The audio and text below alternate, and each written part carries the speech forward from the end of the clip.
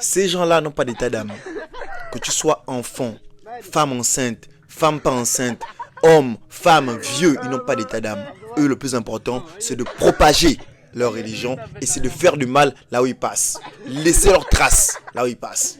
Et prendre les terres des gens, prendre les richesses. C'est ça l'objectif principal.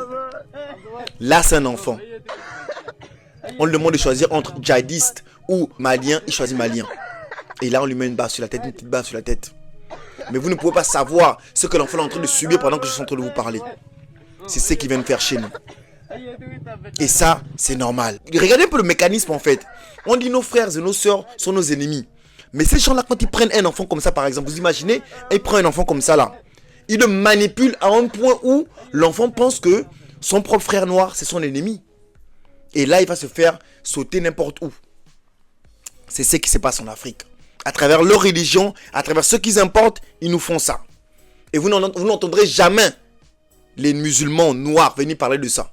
Venir parler de ce que leurs frères musulmans font en Afrique. Parce qu'il faut le reconnaître, les djihadistes, c'est des musulmans. Il faut le reconnaître, il faut dire la vérité. Il faut appeler les gens par son nom. C'est des musulmans qui viennent faire ça en Afrique. Vous n'entendrez jamais qu'un chef djihadiste était un noir. Jamais.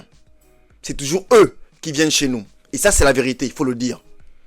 J'espère vraiment que cet enfant se porte est dans de bonnes conditions, mais ça m'étonnerait. Mais voilà ce que nos frères et nos sœurs subissent. Et voilà la situation dans laquelle nous nous trouvons. Famille, s'il vous plaît, partagez massivement cette vidéo, s'il vous plaît. Partagez.